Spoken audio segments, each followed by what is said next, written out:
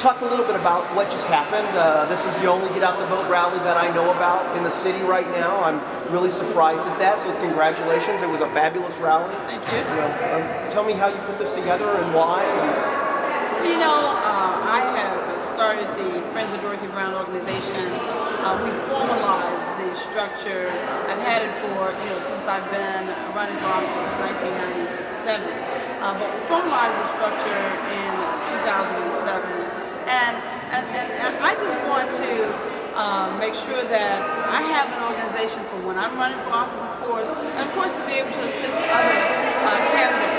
But I decided, even though I'm unopposed in this election as clerk of Circuit Court Dorothy Brown, and of course I'm related about that. Yeah, of course. First time ever, but it goes to show you that we have been doing an excellent job and we have accomplished a lot in the clerk of the Circuit Court for Cook County.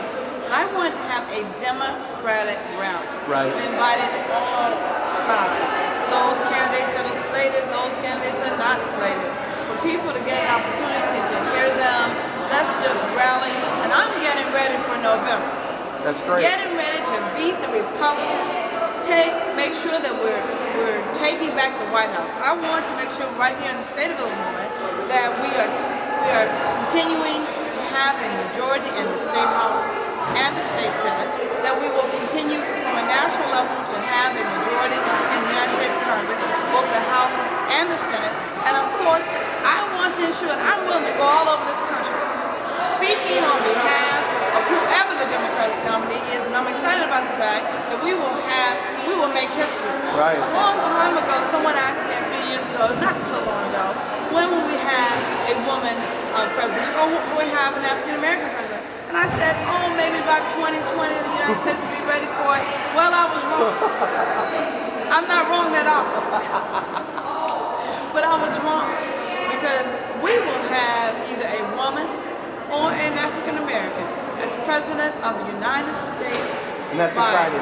That's exciting, by 2009. And that says a lot for this country. We've come a long way in 4 years. We've come a long way in 8 years. I think George Bush has pushed us over the edge with his horrible administration.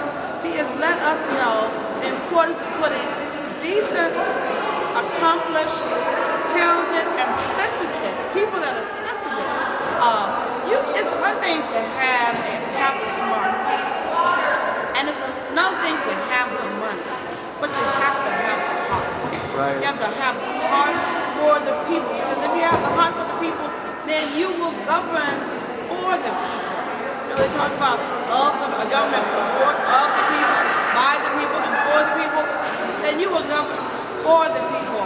And everything that you do, you will think about that. When we went to Iraq, in this war, and all of those young men and women that have lost their lives, both here in the United States and those individuals that are Iraqis, they have lost their lives too. That was a travesty.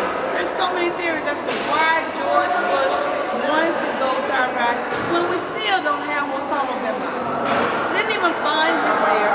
Didn't find the weapons of mass destruction over in Iraq. So that tells you that he wanted to go to Iraq for a whole different reason, but yet he was willing to sacrifice the lives of young men and young women. And people need to understand that, and people need to wake up this time.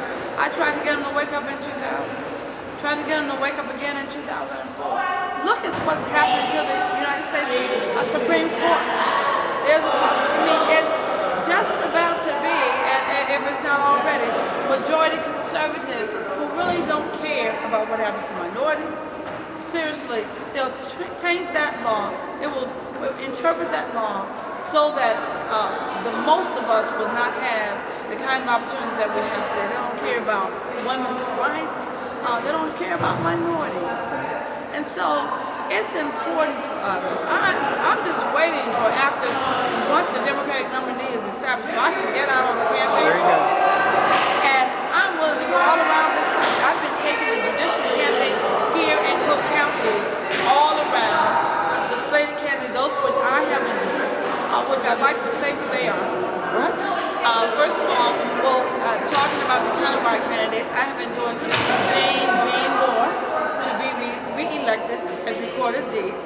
I've Water Reclamation District, Kathleen Therese Meany, Frank Avila, and Attorney Dean T. Maragos.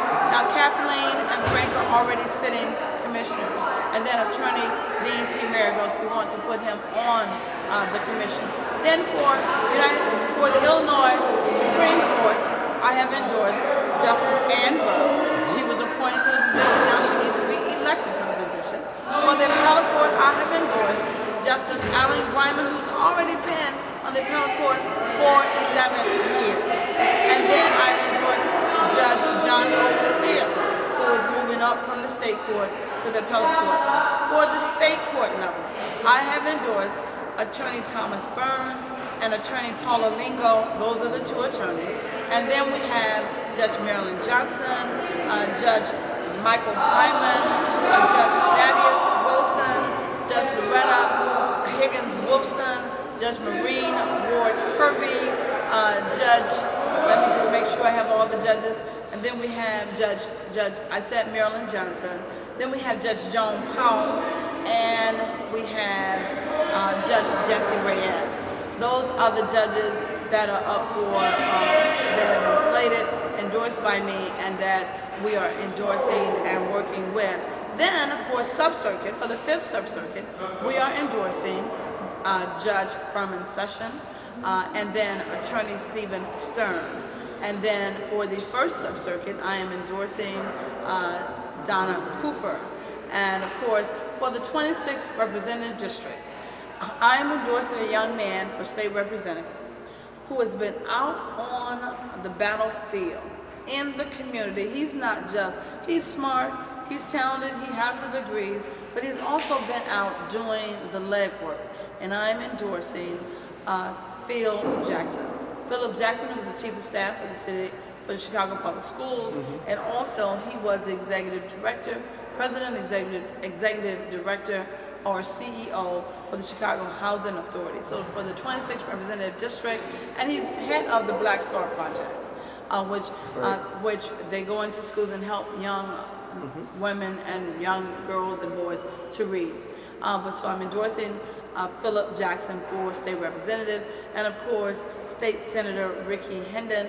I am endorsing him for re-election for state senator for the, I believe this is the 5th senatorial district. Thank you so very much for that assistance. But so I generally try to stay kind of away from endorsing and that sort of thing. But I have just decided that you really have to stand up. You have to stand up for that which you believe in, whether other people like it or not. Because you know what?